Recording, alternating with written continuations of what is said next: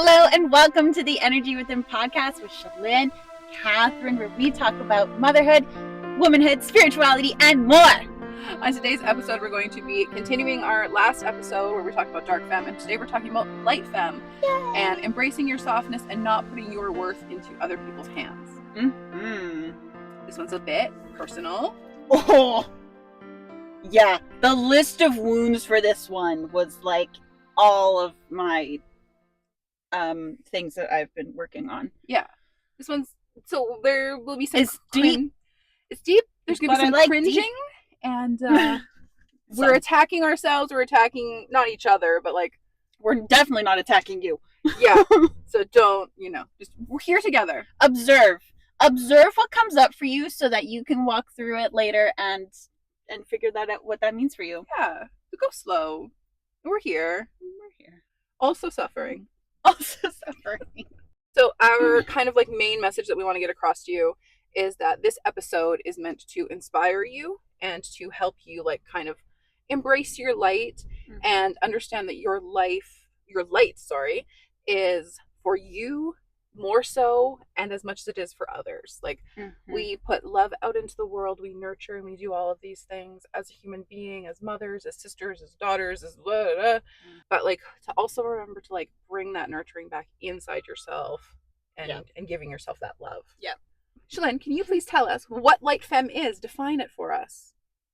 So yeah, it's like the embodiment of nurturing and love and kindness and just that like that warmth that you want to feel, like a mother's embrace almost is what's coming to my brain. Yeah. Just like someone just like that. Yeah. Just that. But also this. Right? Yeah. So it's expansion and it's light. It's expansion and it's light, and it's also open and receiving. And it's just like kind of this like balance of when to be out and when to bring it in towards yourself. Yes. That's what I'm getting at. That's what you're getting at. This. Yes. And my body things. Yes, the body things.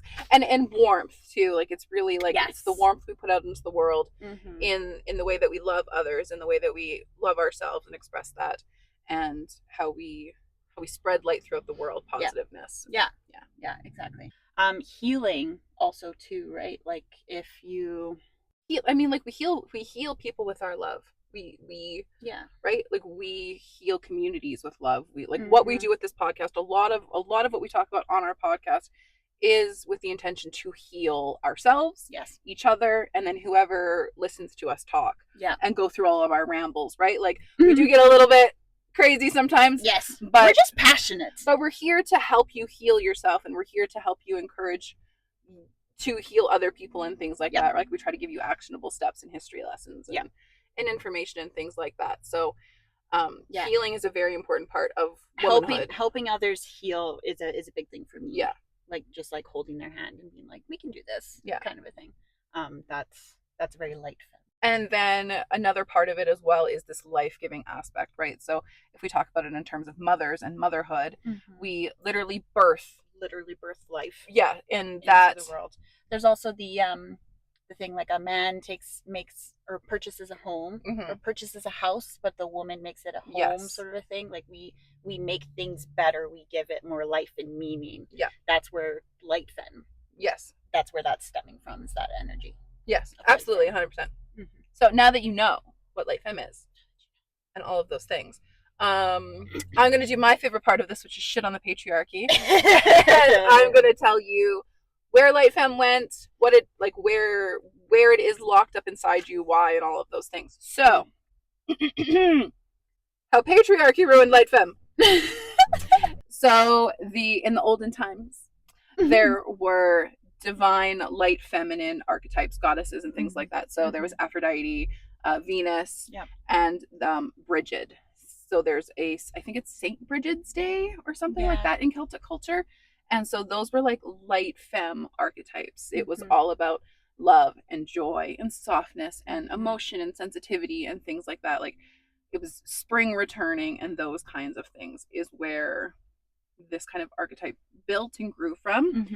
And then when the men and religion and those things came and ruined it, it became this thing where women were expected to submit and it became more about using a woman's light energy for their own personal gain. So things like a woman's selflessness, for example, was taken advantage of to like an insane degree, where then the woman, she was giving and giving because she wanted to, and that was her purpose in life, but then the men just kept taking and not giving anything back. And so then the woman became exhausted and depleted and weaker because she never got anything back for herself. And they just kind of kept doing it over and over and over again for generations. So yeah, things like purity, right? Like virginhood was like a huge thing, right? Like the woman had to be pure and she had to be a virgin or she was worthless. And like that's kind of gross shit. I hate that so much. You hate the patriarchy as much as I do. I know, I'm just not very vocal about it. Yeah. It's okay, I'll be vocal enough for everybody. So like a woman she's a caretaker, right? Like the woman archetype is the caretaker, is the mother. And so then she was put in the home without autonomy, without her own money. So the light femme was taken advantage of, and she was abused and she was locked away. And so then we became a generation, we were raised by a generation of people pleasers. And so then we learned to become those things and do those things. And now we're working on it so that we can get out of that. I've been watching a lot of Vikings. So my husband and I are watching Vikings, Valhalla, the second one. And what I've always loved about the way that they portray women in Viking shows is that they are portrayed equal. You can have a warrior and you can also have a shield maiden. They're both equally strong in their own ways. But the male figures of that time also understood what the women was like meant for, but they didn't take advantage of it. And I love seeing that in those kind of shows. So then on the flip side, they go to England or something, and a woman is just shit on. She's worthless. She's only made for making babies and continuing the line and all of that stuff. So I like to see that flip side, and also how I feel it should be. Yes, absolutely. We just all need to be pagan, is what I think.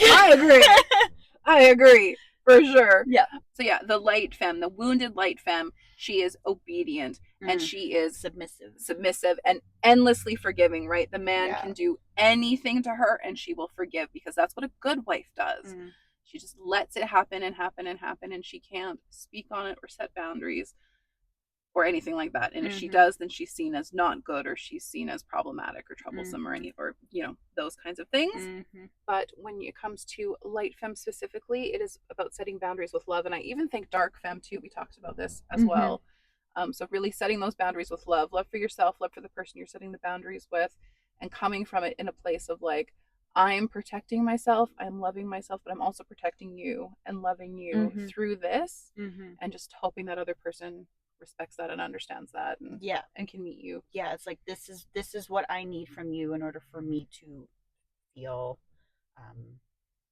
safe and okay to shine my light, sort of a thing. Absolutely. Right. So yeah, whereas like dark femme was punished and villainized, our light femme was typically exploited and used and taken advantage of on all of these things. So reclaiming our light femme is just as important as reclaiming our dark femme. So just kind of like remember that as we're going through that, like it's inside of us, it didn't go anywhere, but it is most likely wounded. If you are a woman or a person, wait till you hear this list and you'll be like, oh shit. Yeah.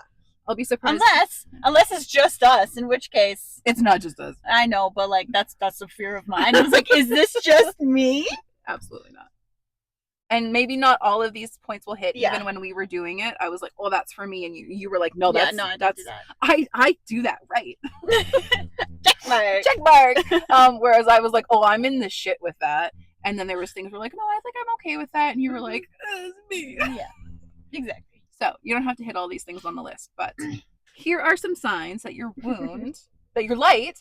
Here's some signs that your light might be wounded. The first one, and the one that like really hit me here, and I think we share this one, absolutely, is we feel like we're too much and not enough at the same time. I know that I've personally written a poem or 30 about this. Maybe a whole poetry book. Hey, me too. Hey. So yeah, that's like a really important one. How can I be too much for you and also not enough for you at the exact same time? Yeah. And I know that we are not the only two people who feel that Uh, emotion. Because it's like, well, and like the other thing too is like I could be too much for one person and then also not enough for another person, right? Yeah. Like it's at the same time, but also with different people. It's very confusing in my brain. I just want like black and white. no, nothing is black and white. Nothing's black and white. Not a damn thing. I'm coming to realize this, and it's very difficult. It's so hard. It's very difficult. Overgiving is a sign of wounded light energy. You give until you have nothing left to give, and then you give a little bit more until you feel like you're gonna die. Yeah. Self-sacrificing to a dangerous point. Yeah. Suppressing your personal needs in the name of kindness. Like we have to keep the peace. We have to not create contention, or what's the word? Like conflict. Thank you. We can't create conflict. We have to keep the peace in the home. Make sure that the husband is happy, the kids are happy, our mother-in-laws are happy. Everybody's happy. And it's like it's your job to make everybody happy. Yes. When it isn't. It's not. And like definitely you're the only one probably who isn't happy. Or like maybe nobody else is happy anyway, but you're certainly not happy. And so like part of the healing process will be like making yourself happy first so that you can make other people's happy from a place of like honesty and intention and truth. So we'll get to that though. People pleasing, of course.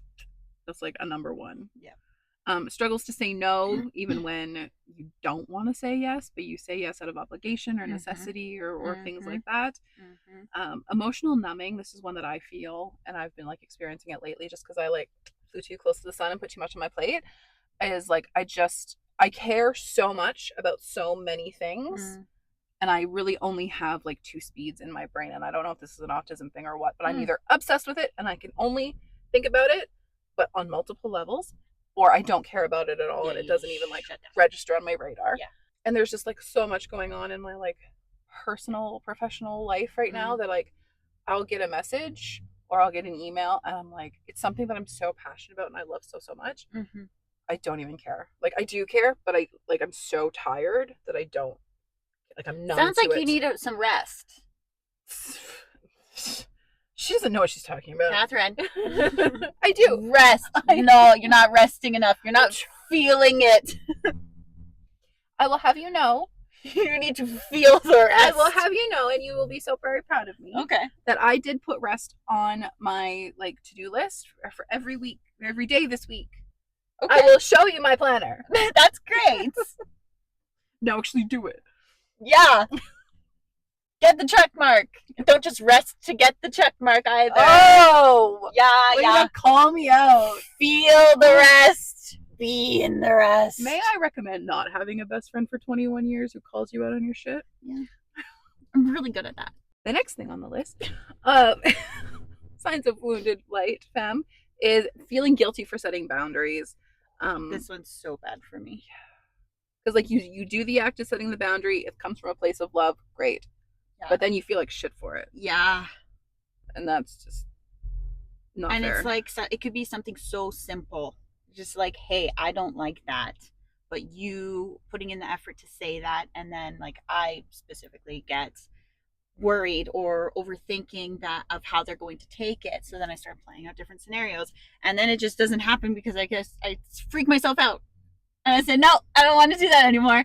And then I just suffer. So. Literally. Yeah. That's fun. It's so fun. And we keep doing it. So it must be fun. It's not fun, clearly. Which leads into like avoiding conflict, right? You think setting the boundary is going to create conflict. Yes. Avoid the conflict. You're just like, actually, never mind. Don't give me the bare minimum. It's okay. Continue just taking advantage of me. I'm fine over here. Oh, and it just repeats in circles and it's so bad. When really the people who love you, like truly love you, will hear your boundary. I want to, just because this is so perfect, because you just said sorry, I want to insert apologizing when you don't need to apologize. Well, I interrupted you. I guess that's rude. Well, no, because we have an ongoing conversation going We did just talk about, I want you to interrupt me. Okay. Sorry for being sorry. Fuck you, I have something to say. too. Apologizing too often, even when unnecessary, is definitely like a wounded light femme thing, which we both struggle with. Yeah, for sure. it could be a Canadian thing. It could be Actually, doesn't help. a wounded light femme thing. Just a girl thing in fucking general. A girl thing in general, because the patriarchy has told us to sit down and shut up. Yes. Yeah. How dare thou speak? Fuck sakes. We speak so loud now. We practically scream in this car. We are. We don't need microphones. Okay, I had a point. I'm sorry. No, that's okay. Don't apologize. Don't apologize. Fuck smack. One of the things that I struggle with in terms of this is I try to be everything and everything for everyone. Yeah. So like I am it's weird because parts of me is self-sacrificing. Like I will do a lot of things for the people that I love. Yeah. A lot of things. And most of the time I have the energy for it to do those things. Yep. So if there's a very fine line for me, but it is something like it's a belief from my childhood that I have to prove myself and prove my love, and I do that through acts. Mm-hmm. And I don't actually need to do that all of the time. Yeah, and there's do you remember when I had that book? I got rid of it now. But I had like the 5 love languages for kids. Oh yeah. And you read through it and you were basically like, we can't figure it out yet until they're older. When they're kids? Yeah, like oh yes. You like basically you summed up the book for me and you said something along the lines of like just love your kids and then you'll know when they're older what their love language is. Yeah. Well, everybody needs all of the love languages. Yes. Some of them just hit harder. Yes. So the reason that it hits harder for some love languages hit harder for other people is because whatever your love language is when you're an adult is the love that you received the least when you were a child. Ooh. Right? So if your love language is let's say physical touch, for example, then that means that you weren't hugged enough as a child. So a lot of men, their main love language is physical touch because typically little boys are not hugged. Typically little boys are not cuddled. It's more of like a daughter thing, right? Like boys have to be tough and da da da da. And a lot of women, their love language is acts of service or words of affirmation. Most likely acts of service. And why would that be? Words of affirmation is definitely mine. Why would it be acts of service for little girls who then become women? Probably because they are so busy taking care of younger siblings. They are so busy taking care of insecure, unwell parents and things like that, right? So when I was recently asked by someone, like, what do I think Isabella's love language is or will be? And I'm like, I don't know, but I try to hit like one of the 5, like one thing often. Every day of the 5 every day. And then like we can't protect our kids from everything, but if we're just like really intentional with it, then hopefully we avoid that. Anyway, that's kind of like a not really light femme related tangent, but it does apply to like love and how we express love and things like that. So as you were saying, being everything for everyone and things like that. Let's go back to your point. Yes. So I do everything and everything for everybody, so that and I do it from a fear sometimes. Of abandonment or rejection. That's again, like I need to prove myself in some way that I am worthy of their love and attention. Yes. If I know someone behaves that way, I am less likely, and this is another sign of wounded femmes, on being unable to ask for help. If I know someone will most likely say yes out of sense of obligation as opposed to love, I will not ask for help. Just give those people in your life, like you, like me, like us, like all of us, just like extra love from a place of love. So that they know that their love is true, like your love is truly unconditional. Because a lot of us grew up with conditional love.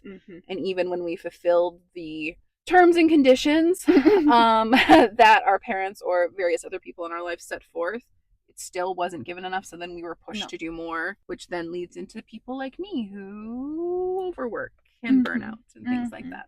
So now that you know, you can identify 1 or 2 or maybe 20 signs of wounded light femme in your own body.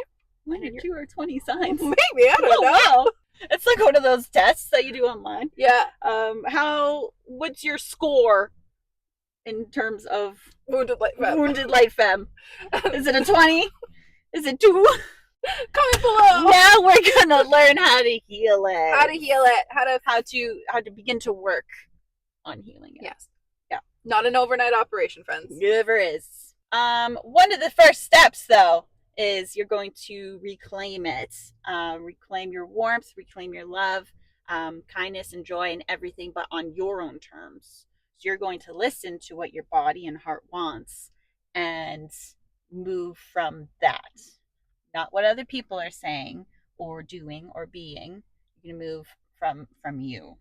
And it's really hard for me, so I'm working on it. Another thing you need to I suggest you relearn that you are worthy simply because you exist. That is so simple and yet so hard to wrap our brains around sometimes. But you are worthy because you exist. You are here in this world with a brain and a heart and a soul, and you get to live. So live how you want to live. Yeah, I think a lot of this has to do with like inner child stuff, especially if we have trauma from our childhoods. Yes.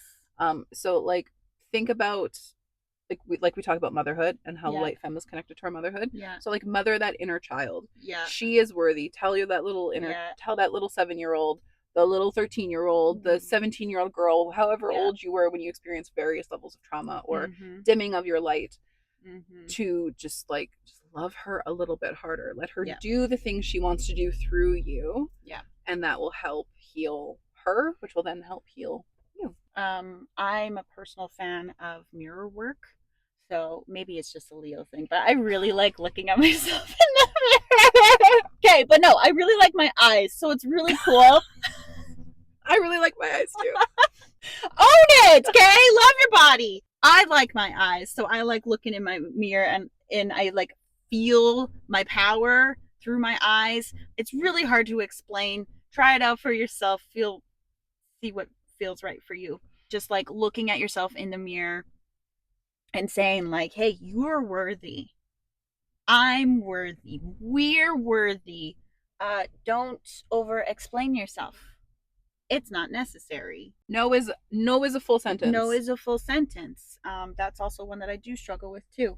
I feel I have to explain my reasoning so that people understand. Yeah, or like we say no instead of saying like somebody asks you to do something. No, I'm so sorry, I can't do it because da da da da da da da. Yeah. Just no, I can't do it. No, I don't have the capacity for that right now. Yeah, I was almost gonna say sorry. I heard this, and I was like, ah. Don't apologize. Speaking, I remember now that you brought up apology. A point that I wanted to make earlier was when you ask for something, or like you're setting a boundary or whatever. And I said this earlier when we were doing our setup of our notes. Was I'm so sorry, but could you love me nicer? Could you love me more? Could you love me the way that I need? And just like you're just asking for the bare minimum. So like when you ask for things, don't apologize with it. Like, am I a burden for like asking for respect? No, you're fucking not. Yeah, that's a hard one. So hard. So practice that. So hard. Again, kind of with no over explaining. Set your boundaries without justification. Like, hey, that pissed me off. It's a no-go for me. Leave it at That's that. it. That's it. End of discussion. That's it. End of discussion. In the BDSM world, there's soft limits and hard limits, and a soft limit is like, yeah, okay. Are you listening? Yeah, I am. I see you're paying full attention right now. So, for example, when people who are respectful and truly understand BDSM enter into an arrangement or a relationship, they literally will sit down and like make a contract, kind of like 50 Shades of Grey, but like stay with me here.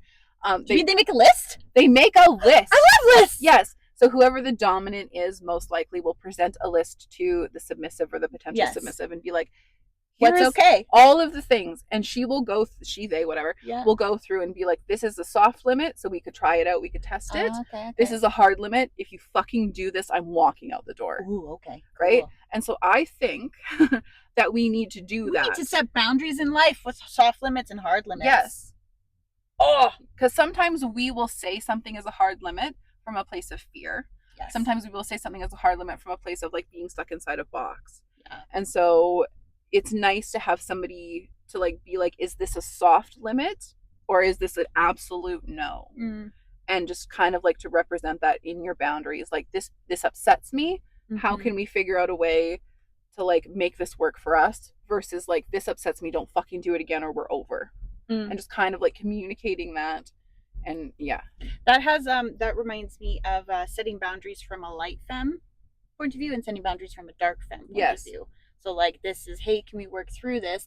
That gives me like light femme energy, and this is, don't fucking do this. This is dark femme energy. Yeah, because like we play with ultimatums and like it that goes, and things like that. So it's flowy. Yeah, that just like felt important to say. So. It did. So you could also make a list for yourself. Your soft limits and your hard limits. Things that you're things that you're open to doing and things that you're not open to doing. And things that bring you joy. Yeah. So like, so that you know, if someone comes to you, like say, I don't know, this is like a very random experience, but like you don't want to do bake sales for your kids' school anymore because it stresses you out and you don't fucking like baking anyway. You don't want to do fundraising or bullshit and things like that. So you can say, you put on your hard limit list, I'm not doing fucking fundraisers anymore. And then when someone comes to you, the school PTA mom or I don't know, whatever we have in Canada, and they go, fundraiser, blah, blah, you say, hard limit. Yeah. No. Hard no. Don't fucking talk to me about hard no. Don't talk to me about this stuff. So, yeah. Important thing. And then you just have that easy reference. Exactly. I'm so sorry. That's on my hard limit list. And pausing also too. Pausing before saying yes. Pausing before you say yes, like feel it in your body. Is that actually something you want to do or no? If it's giving you ooh yeah vibes, fucking do it. Yeah. If it's like like I say yes because I feel like I have to. Yeah, don't do it. And then there's also meh. There's like neutral ones there too. It's just like I don't know yet. Yeah. So let me get back to you. The same way that no is a full sentence, I don't know yet can also be a full sentence. Yeah, right. And like also sometimes two people can ask us things and maybe we're in like a really bad mental state that day. Maybe we're about to start bleeding and like everything is a hard fucking limit. And it's like, ask me tomorrow. It's a hard no day. Yeah. We live in this society, in this world now where like people text you and they think that you're available to them at every single second of the day. How dare you be posting on Instagram and not answering my text messages and things like that. It's exhausting. So take that second and be like, I'll answer this tomorrow. And then that way they're not feeling ghosted or left out. And then you're like, okay, or like remind me tomorrow to answer this question. Yeah. Because text messages get forgotten things like that. If you read it when you're not in the mental space to read it, then it goes unread or it goes unread, but you didn't read it. Yes. And then you just forget about it because the little bubble's gone. And maybe it was something that you wanted to say yes to or like would have the capacity to say yes to later. So yeah, and then your kid pulled you away for something and who knows? Fucking text message gone with forever. Yourself and other people. Yeah. Life is busy. And hard. Just chill.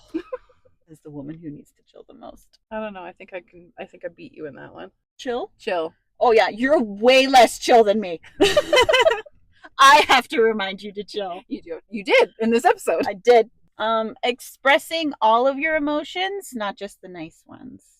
Yeah, be anger. Be like communicate your anger, communicate your frustration, communicate your yuckiness. Yeah. I'm mad. Will help your dark femme and your light femme. Indulging without guilt. So earlier, this one told me that she only does face masks when her checklist is complete. For the whole week. Yeah. So, you need to indulge without guilt on Wednesdays and Sundays. Or whatever fucking day works for you. But pick a day. And do something for yourself. Okay. Don't even involve your child. This episode was supposed to be about attacking you. I'm turning it around. Surround yourself with people that reflect your light. Yes. Call each other out. Out, but in like the most graceful love possible. This one made me happy. Make yourself feel like sunshine. Because she's a Leo. I love so the happy because she's a Leo. I love the sunshine. But yeah, what brings you warmth and what brings life into your life? What brings light into your life? That's hard to say. It's hard to say. Is what that means for us non-Leos over here who might need it put into different terms. One more point. Yeah. This one's a deep one. I'm going to bring it back down for you. Okay, thank you. owning your emotions. So one thing that is really tricky for me is that I'm incredibly sensitive and I will cry to a lot of things. And I had felt like I was a burden for having my emotions. So if something came up for me and somebody asked what's wrong, I would feel like I was a burden and that I couldn't feel my emotions and own my emotions in front of those people because I didn't want to bother them with my upsetness. Mm-hmm. So I have come to learn that I am just emotional and I feel things deeply. And if you can't handle that, that's your problem, not mine. And I have people in my life that can handle me Mm-hmm. and my emotions. And I'm learning to handle myself and my emotions too. That's also really important. Which is a whole other It's journey. a whole other journey. Yes. It's an important one for sure. Yeah. Yeah. The fear of feeling like a burden or like too much is very Too much, not enough. a thing to work through here. Yep. So to tie it all off, you can be light and sunshiny and warmth and loving and giving and open and receiving to all of those things. But you need to remember too that the sun still sets at the end of the day. Like there's only so much that you can do. There's only so much you can have in your cup, right? Yeah. So it always comes back to taking care of yourself. And when you can when you have power in yourself, whether it's dark femme or light femme, there's both power and both amazing power, yes, in both of those entities. Yeah, everything else just flows better around your life, I feel, anyway. And I want to, like, this just came to me when I was listening to you talk, but the sun sets, but the light doesn't disappear. The moon is illuminated. Yeah. So think of the sun as like the warmth and the light that we give to others, and then the light of the moon is like what we give to ourselves. So like light never goes away, but it can, dim is not the word that I want to use. Yeah. Transforms and transitions. So like, ooh, that's better. Yeah, yep. Right? And like the phases of the moon, and it's always different. So like be open to that our warmth and our light is forever here, but it is not boundless, it is not endless, it does not go on forever, and you do need to be able to focus on yourself first and set with the sun and rise with the moon and continue on. There's yeah. Ebb and flow. There's good could it days. Be balance? Could it be the word balance? Oh wow. This illustrative, elusive. That's the word I'm looking for. This elusive term, balance. Ugh. It's possible. It's my least favorite word. It's not impossible. It's not. It just takes a lot of work to get that little balance. It's like, oh, okay, here, metaphor. I love a metaphor. I know you do. Love a metaphor. Just pop into my head for you today. I love it. You have your scales. Okay. Right? And one is dark femme and light femme. Yes. Okay. So you put a little bit into the dark femme and it goes down. So then you put a little bit into the light femme and it balances out. And then you put a little bit in the light femme and it goes down. Right? Yeah. Right? Okay. I like it. You just gotta like pick and choose where you're putting it into. I love that metaphor. Yes. I would like to continue that metaphor. Are you going to extend on it? I would like to continue that metaphor in the next episode when we talk about wild femme. Ooh. Because I think whoever does the pouring of the sand into the scales would be wild femme. Wild femme. Ooh. So stay tuned because maybe we're going to expand on that. I have shivers, so yes. So that's what we're going to do. That's what we're going to do. Yes. So thank you for joining our conversation. We're going to go plan the next episode and come back. I'm so excited now. Thank God we have to film next week. So yeah, thank you for joining our conversation about light femme. We hope that it inspires you to turn your brightness up a little bit and just embody the warmth and the softness for yourself and for others. Communicate with honesty. Set those boundaries with love. And grace. And grace and all that good stuff. Yes. You can find us on all platforms at the Energy Within podcast.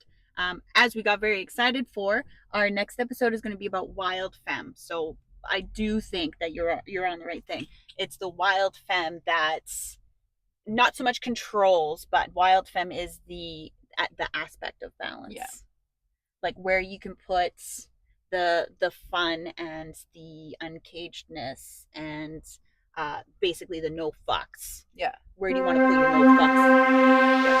I'm really excited. It's really gonna pull it all together. That would be super cool. Okay. We'll be back. We'll be back. Come back. As always, thank you for watching, and we hope that you see your power and your energy today.